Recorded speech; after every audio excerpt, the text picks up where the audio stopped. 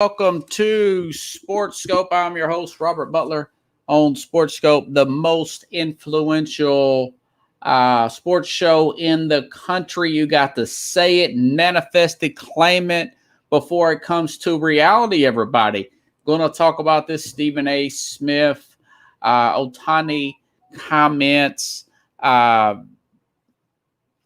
didn't have that big an issue. This thing, I don't keep up with baseball like I really should, but this guy's having a very special season. This is Babe Ruth-like stuff. Colin Cowherd, I don't think he was actually exaggerating. The more I think about it, the fact that this guy can pitch and he can hit. There's been Jeremy Fowler, ESPN, put out his top 10 NFL quarterbacks for this season. I'm going to put out my top 10. I noticed, what was it? Dominic Foxworth thinks that Stafford is better than Dak. He's not too far off there. And Royce White from the Big Three calling out China. Nobody's talking about that, but that's why I am the best. But first, I'm a person, I go to church. I do miss some of my church sometimes, but primarily I'm a churchgoer. I believe in Jesus. And what you really hear people talk around the church in life and just other places is a person's character is never really, a person never really shows you their character until they hit hardship. And we've got NBA Finals Game 4 coming up tomorrow. And I'll have to say it was Jason Whitlock brought this to my attention about Monty Williams. If you don't recall, Monty Williams' wife was killed in 2016 by a woman on meth in a car wreck. She ran over his wife and killed her. Left him with 5 kids. And I forgot all about this. I remember hearing he was an assistant coach with the Oklahoma City Thunder at the time. And I remember hearing that thinking, I bet this guy's going to avoid people for a while. And I don't blame him. I would be grieving like nobody's business. I was like 44 years old. And this is college sweetheart. They've got 5 kids. This woman on meth. Monty Williams, a black guy, was a white lady, But listen to what he said at that funeral. Now, he's going to coach the Suns tomorrow night and go for a championship. But a person's true character is revealed during their hardship. And I love this, everybody. I'll tell you, I really do. Check it out. This was 5 years ago at speaking at his wife's funeral, Monty Williams. Life is hard. It is very hard. And that was tough. But we hold no ill will towards the Donaldson family. And we, as a group, brothers united in unity, should be praying for that family because they grieve as well. So let's not lose sight of what's important. God will work this out. My wife is in heaven. God loves us. God is love. And when we walk away from this place today, let's celebrate because my wife is where we all need to be. And I'm envious of that. But I got 5 crumb snatchers I got to deal with. 5 crumb snatchers. Now, I'll tell you, this guy, I'm a fan of him now. And there's been talk about, I think they're going to win. I think they're going to win it all. I know that it was a must-win situation Sunday night with Milwaukee. They won. They took care of business. But I do still think that this Phoenix Suns team is going to win this game. But I'll have to say this, that there was talk about Chris Paul, 36-year-old Chris Paul, who is a guy that has really put the glue together on this Suns team. And everybody's saying that there are reports that he wants 4 years on his new contract, which would put him at 40 years old. And it's a max contract. I want to say like $40 million a year. And he's a man of faith too. This league, this NBA league, a league that is LeBron James, guys like him are face of. People like Greg Popovich and his divisive political comments, and I'm going to get into that in the USA men's team later on as well. I forgot to put that in the title. But this league needs that kind of leadership, not divisiveness, stuff about politics and protest. It needs that strong, independent leadership like a Monty Williams and a Chris Paul. Like I said, Williams, Whitlock brought that to my attention. So my thing is, I would try to keep him there. You're probably going to lose some of the athleticism. You're going to have to cut this guy's minute. I want to say Paul is close to 35 minutes. You're probably going to have to cut that to 30, maybe 28. Just play mainly in the fourth quarter and periodically throughout. Spread it out. Last 5 minutes when the money's on line, not unless you're in a blowout situation. But between him and Monty Williams, this is what this league needs. This is what this NBA it's been struggling. This kind of leadership, I mean, I don't know if they can win again or not, but I will say this. It is a major, major public relations move. This is just flat out good for the game. This is like an NBA Cares commercial. Keeping him and Paul together with this young team and hearing some of the sound bites of him talking to the players during the timeouts, coaching up DeAndre Ayton and Booker and these young players around Chris Paul and everything.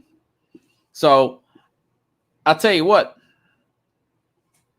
the Bible says the Lord works in mysterious ways, my friends. And, I had no idea that happened to Monty Williams. I remember it happening, but it just kind of slipped my mind. You know what I'm saying? So anyways, I thought that was interesting. We got a series on our hands. I think that probably goes 6 games. And Phoenix will probably take it. And we'll find out later on what happens to what Chris Paul is going to do. Okay. A few other hot topics that came up here. Like I said, this is the type of year where this is what happens this type of year before the NFL starts. Players get arrested. They want to party one more time really, really hard. Things happen. Or they're arrested like a Frank Clark and it comes to fruition where he's technically indicted, I guess. I'll read that. Which could really, he is one of the key elements, him and, Chris Jones on the defensive line for this Kansas City defense.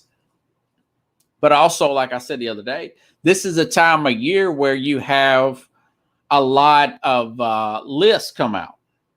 Now, Dominic Foxworth was on Get Up now, and he was saying that Dak was better than Matt Stafford. There's a lot of hype on Matt Stafford this year. And soon as he said that, then Jeremy Fowler of ESPN also put out his top 10. So I put out my top 10. But this is what Dominic Foxworth said about Stafford and Matt Stafford and Dak Prescott. Cousin Dak is better than Matt Stafford. Like, let's be honest. I think we're doing a lot of projecting with Matt Stafford, and I understand how talented Matt Stafford is. We all agree, but Dak Prescott has been better. Dak Prescott's worst season QBR is far better than, I would say, we can get Himbo to check this out for me, but I think Dak's worst QBR is better than Matt Stafford's best QBR season. Like, Dak Prescott is a baller who, no matter what, is going to get underappreciated. I don't care that he's coming off the injury. Give me Dak Prescott. It's just one step, just one spot on the rankings. I think he should be a little bit high. Well, numbers-wise, that's true. I mean, I looked at it. Touchdown to interceptions. He is right about the QBR. But if Dak Prescott was drafted by the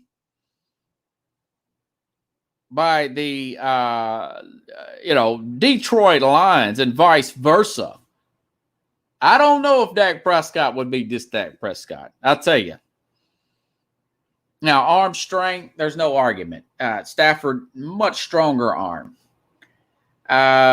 Prescott, other than this incident, which was a freak accident where he turned his ankle, yeah, he does stay out of harm's way.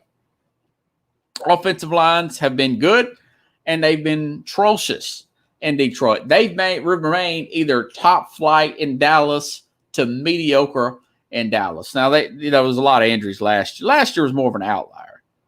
So, but here's one thing that Foxworth has to keep in mind is the Detroit Lions are so dysfunctional historically that Barry Sanders retired in his prime.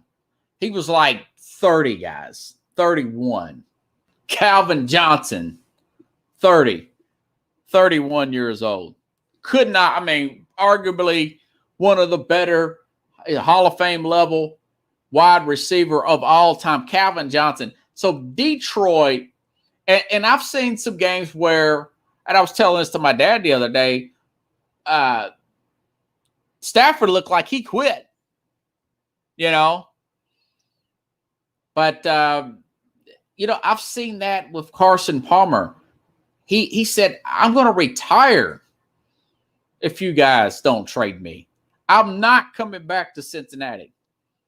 I am not coming back to Cincinnati. And then finally they traded him to the Raiders, and then he made his way to Arizona, got to the NFC Championship game, second life with Carson Palmer. So you got to look at things in a more perspective, have a broader perspective outlook. Rich Gannon, bounced around the league for a little. I want to say he played at Kansas City. They wasn't that good. He goes to the Raiders, wins MVP. And, Stafford's one of my finalists to get it. Now, I'll break down the entire season, folks, but Stafford's going to have a good year. And what Sean McVay, again, he is going to fudge these numbers to justify trading away a quarterback and Jared Goff that he got to the Super Bowl with. And because he's trading away that Goff first-round pick and a future third-round pick or whatever, and he's already traded away the year before that's first-round pick. This is why they're going to be thin on Jalen Ramsey trade. Now, Ramsey turned out to be a great player. We don't know what Stafford's going to be. If Whitworth can play 14 games, they're going to have a good shot to go far in the playoffs. Depending on those three he missed, maybe they're not, hopefully they're not the last three. But so then Jeremy Fowler of ESPN, right around this time, and I think that's what made him come about this, is he released his top 10 quarterbacks in the NFL this year. Now, this is this year and going forward. And my definition of that is can you win or get to a Super Bowl with this? Can you win a Super Bowl with this quarterback? So I'm starting off there. I'm not going on with guys that I don't think can get to the Super Bowl. I'm not looking at record of team and thinking, okay, things will have to break this way for them to get to the Super Bowl, et cetera, et cetera, et cetera. No, I'm not doing that. And I'm going to give it to you here in just a second as soon as I can find Fowler's top 10 here. Of course, when I'm not looking, it'll show right up. But when I am looking, let's see. But mine is not with his, Got all this stuff going on here. And I'll tell you, I'm a one-man show, and that's just the way it is, man. You work 12 hours, you push yourself. Here it is. Okay. All right. So this is Jeremy Fowler of ESPN voted rank down up from last year. Okay. So he's got pretty simple the first five. First 4 or 5 are not really I would rank them in a different order, but he's got Patrick Mahomes, Aaron Rodgers, Tom Brady, Russell Wilson, Josh Allen at number 5. Now, I'm going to go Patrick Mahomes, Tom Brady second over Aaron Rodgers. Tom Brady is a player that plays within himself better. He's not always going for pay dirt. He has a few times last year, but he's going to take that check down when needed, Tom Brady.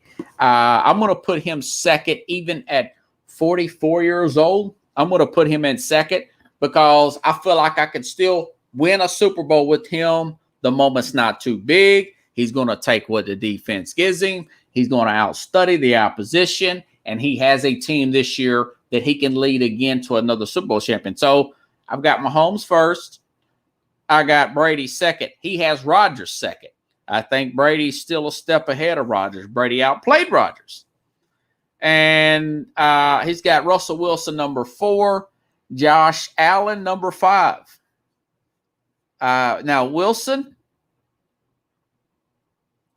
it's hard to argue with him either way, but I'll give you mine in just a second. So he's got Russell Wilson number 4 in the league coming in this year. Josh Allen number 5. Matthew Stafford number 6.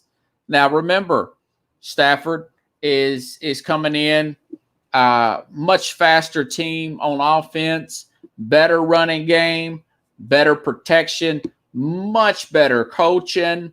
As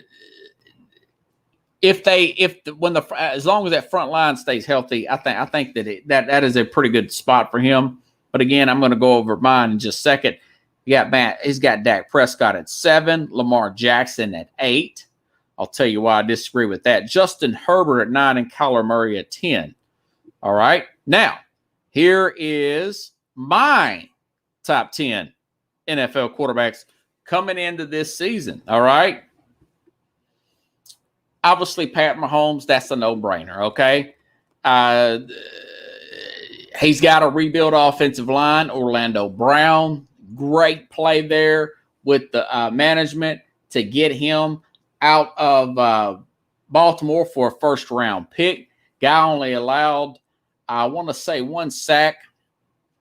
He was outstanding at left tackle for the Ravens when they took out when Ronnie Stanley got injured last year.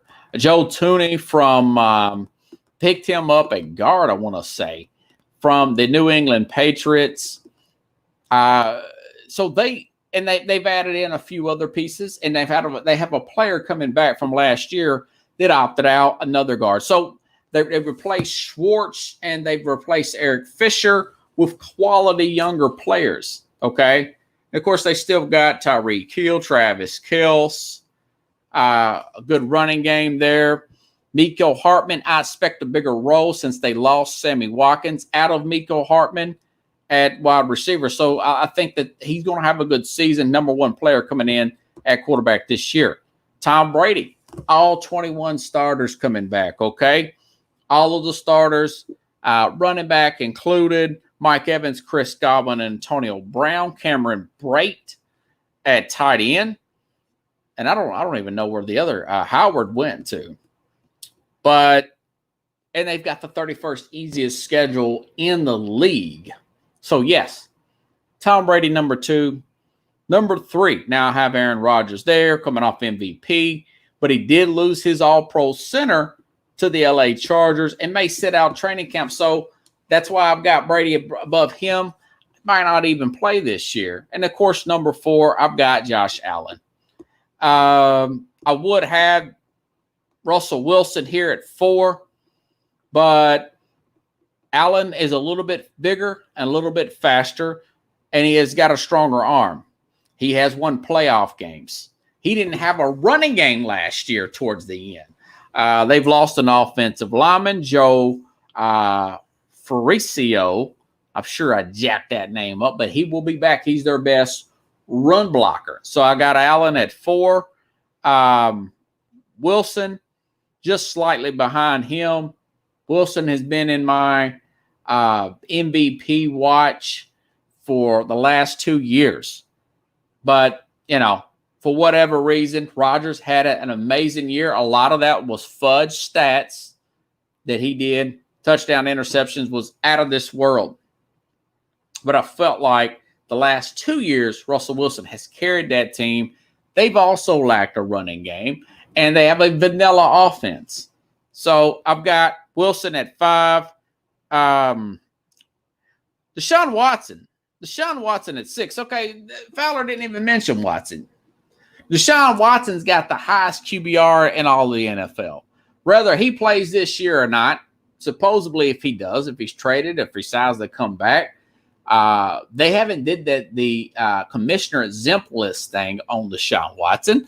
So assuming that he does play, if he's available to play, he's a number 5 quarterback. He's got Laramie Tunsil, David Johnson, still got Brandon Cooks. And, of course, the coaching's a question mark. He's got a dysfunctional organization. But this guy is still, a top 10 quarterback in the NFL. So I've got him at number 6 behind Russell Wilson. Okay? Continued. Okay. Number 7. This is going to blow your mind, but just pay attention. This is a dark horse MVP for me. Ryan Tannehill here at Tennessee. 33 touchdowns, 7 interceptions. Remember, he lost Taylor Lewan last year around week 7. Just before Tennessee played Pittsburgh. Remember, they both had a really good record. Pittsburgh was undefeated at that point. That was a good game. Tennessee came back, almost still won the game without Taylor Lewan, his starting left tackle. I think that he has a Super Bowl type of year. I think he has a career year. He could be a dark horse MVP along with the favorite there, Matt Stafford. My favorite this year would probably be Josh Allen. Then Matt Stafford, but now Ryan Tannehill. I got him at number 7. Remember, they lost Corey Davis and Adam Humphries to replace him with Julio Jones. How about that? Hold on, let me change out my podcast here. Let me see. Let me add about 4 more minutes to that. To Julio Jones there.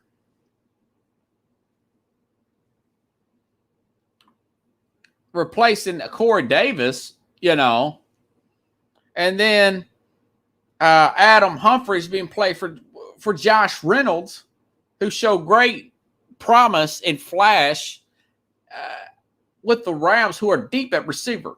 They hit on their rookie, so you let your veteran go because you're paying him a lot more money. With that running game with Derrick Henry, so I think that Tannehill has an MVP shot. I would got him at number 7. And number 8, then I would have Matt Stafford. Very strong arm. Again, I talked about Andrew Whitworth. You've got Robert Woods there, Cooper Kupp. Van Jefferson was that wide receiver I was talking about. Now, of course, they've also got Tyler Higbee. I think he was underutilized. The tight end there, 44 catches, 5 touchdowns. He had 3 in one game. Goff couldn't find him more on a consistent basis. I think he's going to do well. Now, of course, you've got Cam Akers there to run the football. So Stafford, I actually have Stafford this year. I think he's going to have a better season, and he will be recognized as a better quarterback than Dak this year. I like Sean McVay's schemes better than the Dallas schemes. I like the running back better. All that stuff complements the quarterback to showcase his talents a little bit more. So I do have him above Dak this year as far as the better season goes, for say. And, of course, I've got Dak at number 8. Should be fully healthy, have a fully healthy offensive line. They've got 3 wide receivers. Amari Cooper, CeeDee Lamb turned out to be a really good pick. I wish they would have defense there, but at least they did hit on CeeDee Lamb. They got a deep threat in Michael Gallup. This is a guy nobody's talking about that Dak does have chemistry with. Done a good job, in my opinion, as a receiver, replacing the great Jason Witten, the Hall of Fame tight end that just now retired. Or I don't know if he went to another team or what, but he's going to be a Hall of Famer. I don't know if he's still with the Raiders. Dalton Schultz. And Zeke Elliott's supposed to be coming off of a great workout this year. We'll see about Zeke. Just give the ball to whoever the other running back is, if that's a problem. But I got Dak at number 8. Excuse me. Wide receiver there, excuse me. And number 9, I know this is going to really freak you guys out, but I've got Justin Herbert this year. Herbert had 31 touchdowns, 10 interceptions, and according to Pro Football Focus, folks, they had the number 32nd ranked offensive line in the NFL last year. Can you believe that? They had the number 32nd. That's dead last. This guy had 31 touchdowns, 10 interceptions, 98 quarterback rating. Since then, they've signed Matt Fire from guard from Pittsburgh, all-pro center. They got the center there with Jason Witten. Yeah, they've got the center there, Pickles, with the Chargers from Green Bay, Corey Lindsey. I'm giving my top 10 quarterbacks. Hold on, let me change out my whatchamacallit there. All righty. Let's see. All right, now I'm back here. I'm going to reshape this 52. That's what I'll do that at. All right, 30 minutes here. We'll do that at 51. So, yeah. So, number 9 would be Justin Herbert. Again, and then they drafted plug and play Rashad Slater, left tackle from Northwestern. So, I've got Justin Herbert as my number 9 quarterback coming into this season as far as playing well this season. Of course, you got Keenan Allen, Mike Williams, running back Austin Eckler. With that offensive line, he's going to have more opportunity to check down. Now, Joe Burrow is not number 10 quarterback. I know this is going to freak you out. You're taking Joe Burrow over Lamar Jackson. Lamar cannot make the throws, guys. He cannot make the throws. You have to have a quarterback that you feel like, if you have the right team around, this guy can make the throws and win the Super Bowl. Lamar Jackson cannot do that. I would take Joe Burrow as a quarterback over a Lamar Jackson. Burrow, 13 touchdowns, 5 interceptions before getting injured in Week 11 against Washington. His offensive line was ranked 30th. He's got the poorest coaching staff in the entire league. They signed Riley Reed from Minnesota. They'll have Jonah Williams, who's their left tackle, who only played 11 games last year. They have those guys back. Joe Mixon, Tyler Boyd, Joe Mixon's at running back, Tyler Boyd, T. Higgins, and then they drafted former teammate from LSU, Ja'Marr Chase, arguably the best overall wide receiver by most, argue, in this draft, even over Devontae Smith. Remember, he set out because of the COVID. He opted out. Good idea, good on his part, Ja'Marr Chase. The coaching staff was there's a turnover there, turnover at quarterback. So he's got Ja'Marr Chase, Tyler Boyd, T. Higgins to throw the football to. This is going to be the best wide receiving core Cincinnati has had, Pickles, since T.J. Houshmandzadeh and Chad Johnson 15 years ago with Carson Palmer. It could be better because you've got 3 wide receivers that are big play guys. So he is my number 10 over guys like, let me see. Did I go to a number 4 there? Over a guy like Matt Ryan, who wears down at the end of the game. Matt Ryan, he folds at the end of games. Ben Roethlisberger doesn't have any protection. I do not expect him to make it out this year. I'm just not that high on a Baker Mayfield. They can still get to the Super Bowl and win it. But I'll still take these quarterbacks over a Baker Mayfield. Jimmy Garoppolo. He's probably number 11, but he's not number 10. These guys, these young guys, I feel like can make the throws even that he can't make. He was one bad throw away from winning that Super Bowl over the Kansas City Chiefs. So I would probably take him over a Matt Ryan, a Ben Roethlisberger, and a Lamar Jackson. I know that's controversial, but I'll tell you this. I watch all these games, folks. There's certain throws in the NFL playoffs, Pickles, you know, that certain players can make, and certain players simply cannot make those throws. Big games, I've seen Garoppolo make a few throws, you know. Not sure about Baker. I know Baker's got the arm strength, but I would put these guys that are a little bit more proven over him. Even the ones that don't seem to be unproven, they just seem to make the better throws. Baker's probably in there around 12 to 14. Could Baker climb his way back up into the top 10? Possibly. But I feel like he's been in the league long enough that you pretty much is what it is with him. He's got to play within himself. He has to feed off the running game. He has to keep the ball in his sights and not try to overdo things. He should not be running around that much. He's not that fast. He still thinks he's faster than what he is. He is not a Josh Allen fast nor a Russell Wilson type of elusive speed. I do not have a Kyler Murray in there. He hasn't proved enough to me. Fowler has him at number 10. So those players I named, I do have over a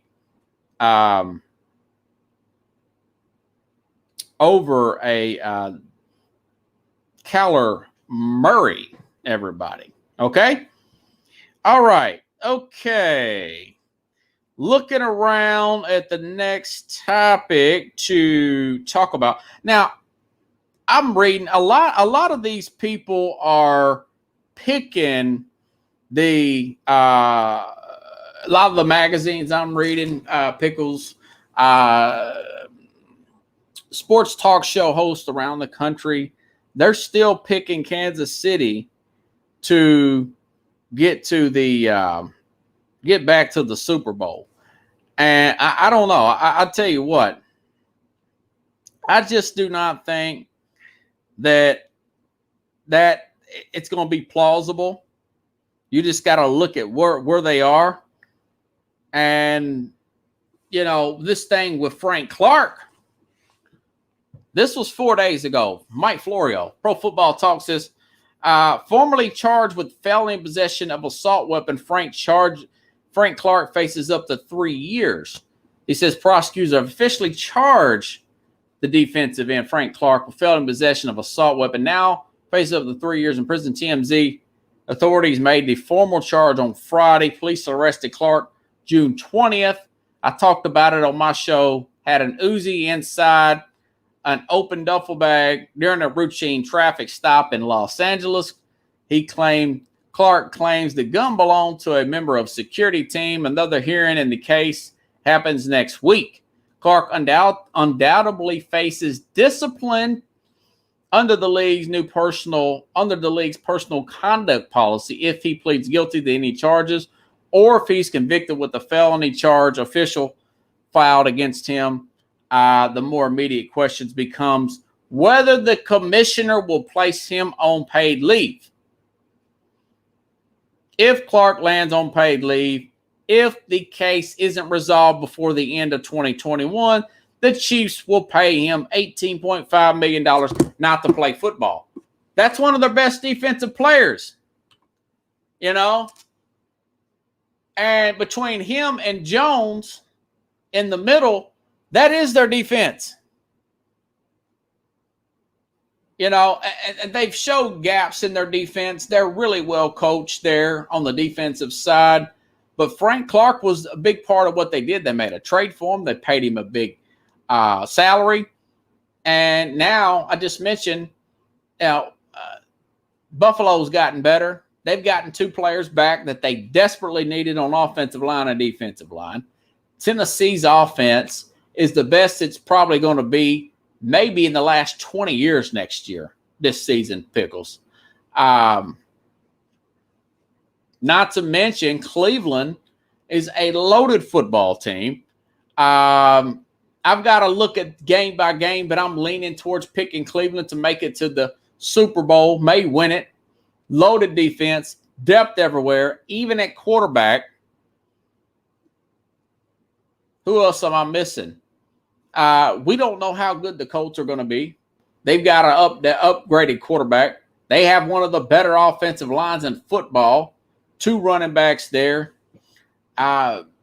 This second year, well, this is the first-year coaching staff here, but Jonathan Taylor looks to have a great year for the Indianapolis Colts. The Patriots are going to be better next year. So it's just not going to be a walk in the park for Kansas City. I'm sorry, guys. It's just not going to. And if he gets put on this commission list, they're going to be hurt right off the bat. They're going to be shoot out. They may even lose that first game. So this is just one more potential hit for the Chiefs. You know, I like the Chiefs. I like Andy Reid. Sometimes he can get a little offensive happy. I think he overthinks the room sometimes when he should just basically run the ball. But that's just one more thing that goes against a team who's been in the Super Bowl the last 2 years and the AFC Championship game the year before that. Okay? But interesting stuff. I mean, same thing. Martavius Mango, defensive tackle from the Falcons. He was cut from the team later on. The Falcons are going to have one of the worst defense, not the worst, but they're going to be probably the worst in their division. It's that time of year where guys just get in trouble, you know. So switching gears here. Okay, now Stephen A. Smith. Pickles, I didn't know this Ohtani guy. I remember this team, the Angels, well, Mike Trout's out. They're one game above 500 in the West. The Anaheim Angels, they're not even the biggest thing in their city baseball-wise because the Dodgers are so good.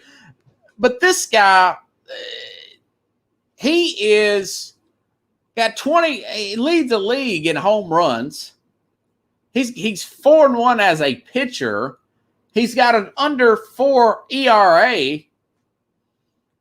I thought Colin Cowherd was being hyperbolic a little bit today when he said that Ohtani's having a better season than Babe Ruth. And I thought that's not too far off. When Ruth was a pitcher, he hit 5 home runs, Pickles. Or was it 8? It was like 8 home runs. The year that he was a pitcher, no more than 8 with Boston. And this guy, Ohtani, has got He's got like 87 strikeouts. But what Stephen A. said was that the guy needs an interpreter. I mean, yes, he would be the MVP favorite, but if they don't make the playoffs, I'm not going to make it. You know, like Mac and Jack said the other day, or Max said the other day on the Mac and Jack show, I'm not going to make him, MVP if they don't make the play. Do you make the playoffs? Yeah, sure. And they still might make it. I mean, they're one game above 500. They still could get, if they get in the wild card and this guy holds this up, he batting 279. He's just so graceful looking, 27-year-old Japanese player. But what Stephen A. Smith was saying was that the guy can't speak English. That's bad for marketing if you want to make him, air quote, the face of the league. And, he's got a point there, but he got a lot of heat from that, from social media, and got some criticism from his coworkers. I will say this. Only problem I have with that is Major League Baseball, when you win a championship in the NBA or Major League Baseball, or even in the NFL, they say world champions, not national champions, world champions. So Major League Baseball wants to get the best players in the world, bar none. So saying those kind of comments does discourage somebody from wanting to come here. That kind of attitude, if everybody adapted to that type of attitude. But this is Jeff Payson on First Take, a reporter talking after Stephen A. Smith's comments about this, and then Smith will later on apologize and all this, and he could have just worded it right the first time and it would have been fine. And you guys know I've liked this guy up every chance I get, but I got to call balls and strikes. He could have worded it a little. I wasn't that crazy or annoyed with his comments about the fact that Ohtani can't speak English. I mean, it's a hard language to learn, But here's this Jeff Payson on First Take talking about making the transition from a Japanese player and that culture coming over in the major leagues and the sacrifice he had to make to get here. And the guy makes a good point. Shohei Ohtani came to this country at 23 years old. He left behind his family. He left behind his culture. He left behind his country. He left behind everything he knows to go and pursue the American dream. He wanted to come here and be great. And he is the sort of person who this show and who this network and who this country should embrace. We are not the ones who should be trafficking in ignorance. Shohei Ohtani. Yeah, he really put a shame on Stephen A. Smith. I kind of like that. But, the biggest thing about – listen, guys. In college, I went to a study abroad in Mexico. I took 18 hours and worked 18 hours of my regular job before I went to Mexico for study abroad. I was trying to get more credit hours during the wintertime, a winter break. And I was so burned out. I did not want to deal with it. But I didn't speak any English. The Mexican natives were so nice to me, and they helped find me a translator. It's very difficult. It is very difficult. Learning a new language, making your way in another culture. This guy came over here by himself. It's very lonely. He don't speak he can't talk to most of his teammates. But as a fan of sports in general, a lot of our major players are overseas guys, international players. I want to see the very best. I dress like this because I want to be the best. I don't want to be average. Okay? And if this guy can pitch like that and can hit like that, I'm willing to deal with it. Yeah, if he said that about a white, say for instance, Luka Doncic turns out to be the best player in the NBA, and he couldn't speak any English. He's from Czechoslovakia or something. I can't remember. Slovenia. And what if he says that about him? Well, that doesn't get talked about because he's white. But the fact that he's Asian, they're trying to put another narrative, political narrative on that, and which is false. Stephen A. just, like I've said before, he talks out of his rear end. He doesn't do a lot of homework. He likes to say stuff like this, so we bring it to attention. He's a hot take. He is a gas bag. Like, even I got the Dan Labatard come up with that term, gas bag. That being said, that's the only issue. You don't want to discourage people from other cultures. I appreciate great Pickles. Great is great. Some of our kickers are from other countries, Pickles, that kick in the National Football League. But speaking of basketball, the men's basketball team has lost 2 times to Nigeria and Australia, and they ain't even in the actual tournament yet. They've got Greg Popovich, and you guys know what I think about him. He's always looking for everything's a wrong question, abrasive attitude, players running from the Spurs. Aldridge wanted out. DeRozan was on the trading block. We know about the Kawhi Leonard situation. But ever since, he's never coached the Olympic team. That soon as Tim Duncan left, this guy is a little bit above average to average. You know, it is what it is. And I've put up with a lot of his smart remarks over the years because he's been winning. But he got wise. Remember he was criticizing the president and saying he was embarrassing us in front of other countries. Well, this is what he said after a second loss to a international reporter from Australia. This is the great Greg Popovich sit beside Damian Lillard in the press conference talking about USA basketball after they lost to Australia, second loss. And I know that Coach has been preaching this about how much better the rest of the world has gotten over the years.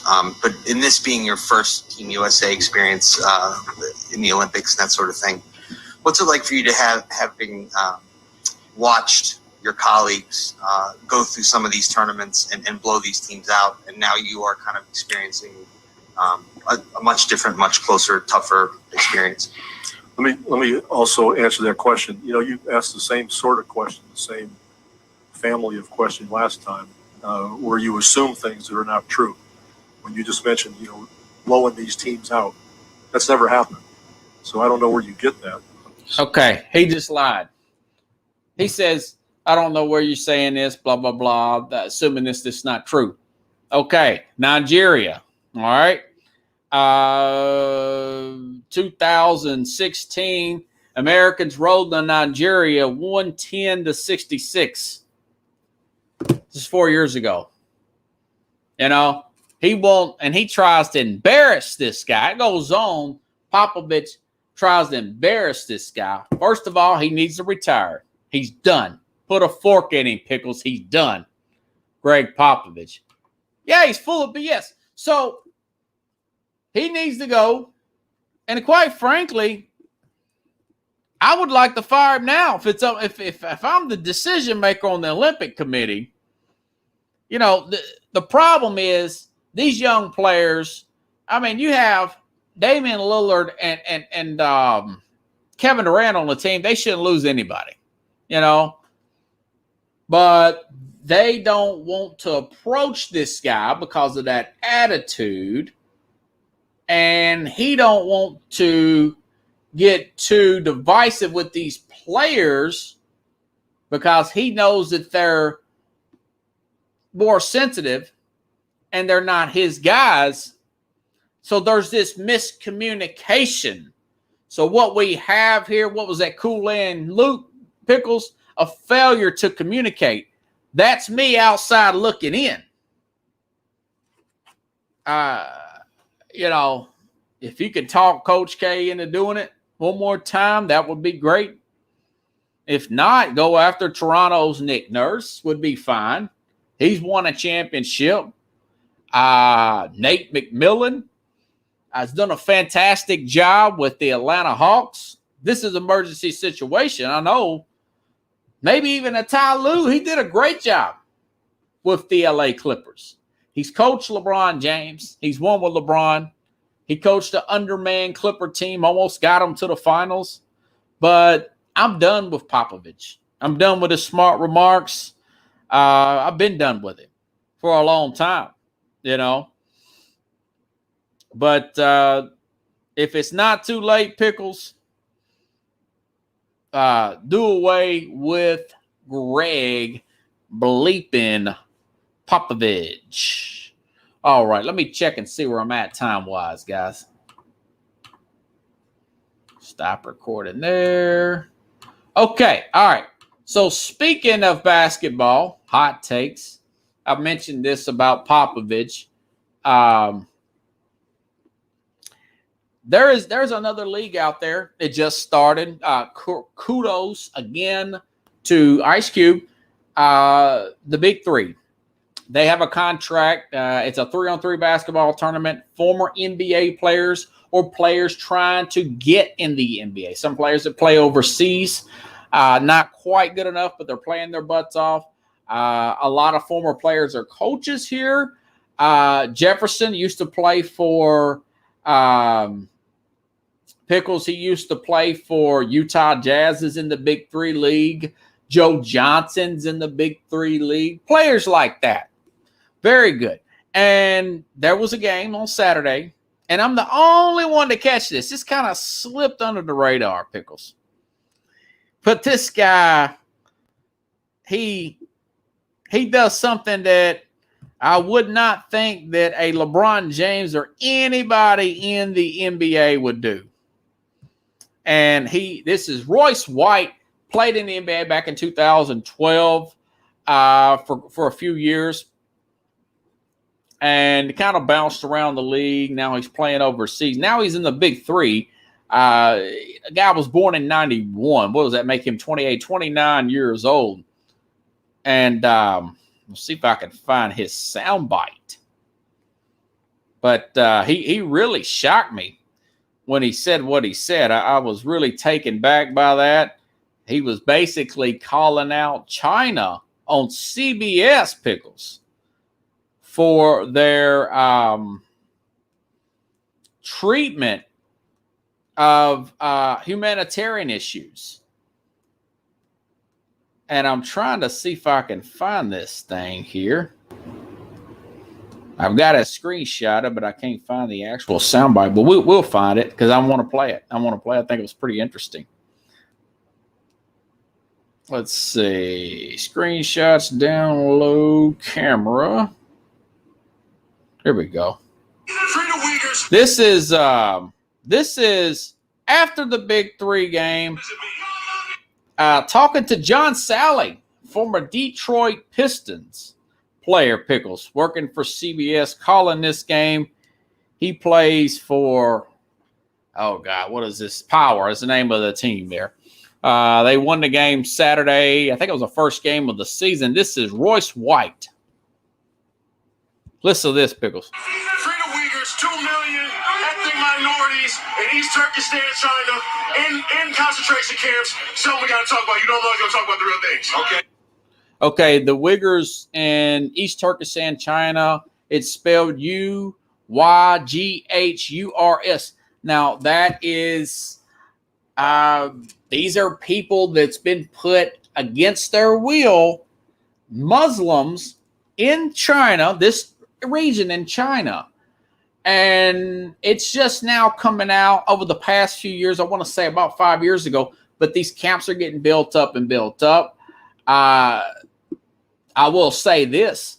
They had in that area of China, and I want to say it's around the area is spelled like Xinjiang, China, this region of China, and the NBA has taken out their camps there, and Nike will no longer.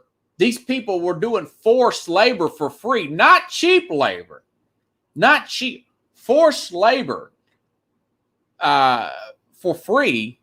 This is like Nazi Germany crap, Pickles.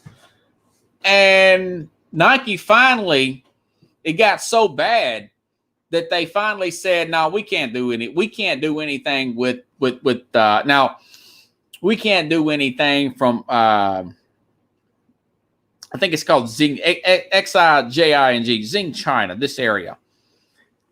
And this was about 3 months ago, Pickles. Other brands have pulled out of that area. But the camps are still there. But there's no forced labor. So as soon as Nike did that, sales dropped 59% at the local stores in Beijing, China, the greater Chinaland area. Why? Because the people did not want to be seen by the government buying their shoes. That's how much control they have over the people over there. He said, "Why are you bringing this up?" Well, because a few years ago, Daryl Morey, back in 2019, tweeted "Free Hong Kong," because China was want to take back that city before the agreement was over with, because they were a free and liberated city. And Adam Silver, LeBron James, all those social justice warriors, air quotes, distanced himself and said that he wasn't educated enough on this situation. Going back to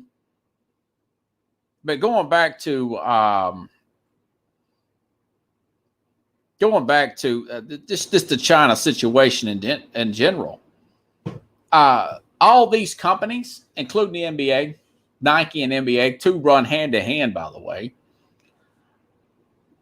They never said do away with those camps and put those people out of the camp. Oh, we're not going to do any business with you. If you want to be real about it, just do that, man. But don't tell us we don't want your free labor. We want your business. And we'll still use other paid labor, 50 cents an hour. And, Coke and what's the other big one? Pickles. Apple, all that goes on over there. But nobody said anything about this Royce White, because I don't think the big three has really been picked up over there. But this was on CBS. I would like to see one of the NBA players make that comment about the Uyghurs. This guy had a Nike shirt on with that spelled out on there. He probably made it himself.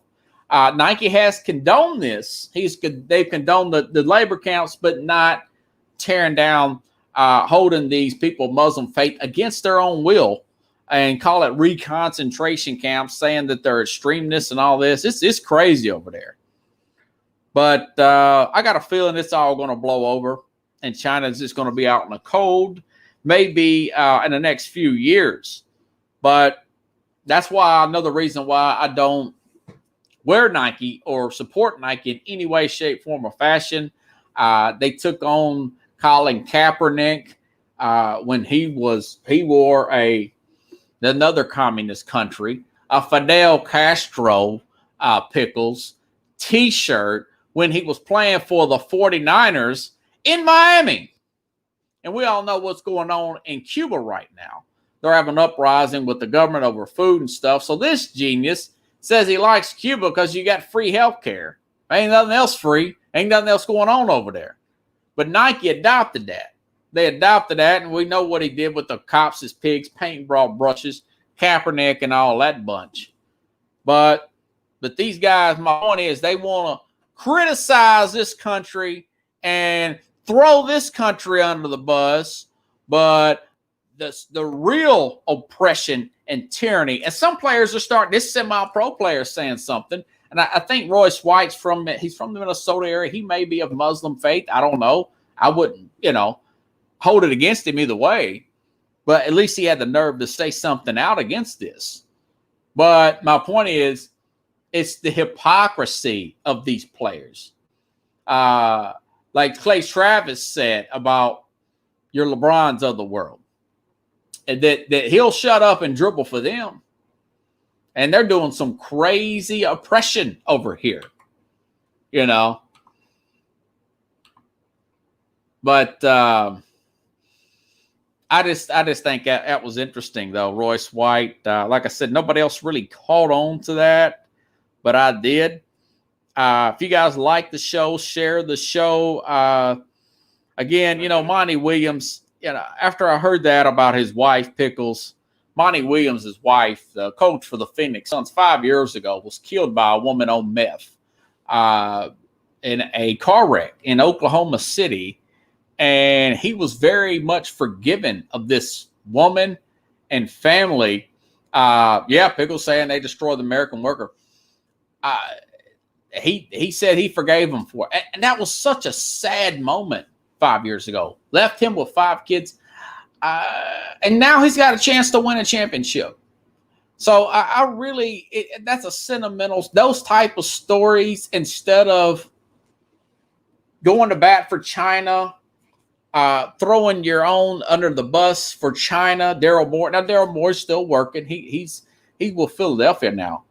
But yeah, it was a very unfortunate, sad. That was a very highly publicized event. Pickles back 5 years ago with Monty Williams. He was just an assistant then, but he took it with such stride. A person's character is revealed more when they're under, when something bad happens. Let's see how much you got faith in. And he stood up there and really like a champ. And a lot of people wouldn't have probably went out in public. I don't blame him if he wouldn't have went out in public, But I don't know. I'm a fan of the guy, after I heard that. And like I said earlier, I think that, you're probably going to lose some money here, Phoenix. But between him and Chris Paul, we need more of that kind of connection. Chris Paul's a guy of faith too. That positive stories. Go ahead and give Chris Paul that 4th year and keep him there. Even though he'll be pushing 40, you got a coach on the floor and you've got a coach on the bench. And you've got an assistant. Chris Paul is like having an assistant coach with these young kids. He's like doing 2 jobs in one. You just have to lower his minutes as he gets older, So that's food for thought. So everybody, if you like the show, share the show. I will be back on around Thursday, around 9 p.m. Central Time. We're getting closer. Pickles, we are 8 weeks away. Thursday will be 8 weeks away from Tampa Bay and Dallas, starting off the season. This season. Yeah, Monty Williams is a straight-up All-American guy. Very good story. It's a good sermon there. But anyways, everybody, have a good night. I will see you Thursday around 9 p.m. Central Time here on Sports Scope. If you want to, I would add this, and if you want to contribute to the program, go to the ZELLE app, and you can donate through the word sports scope with the S at gmail.com. So word sports, additional S, SKOPE at gmail.com. Have a good night, everybody. All right. Thanks.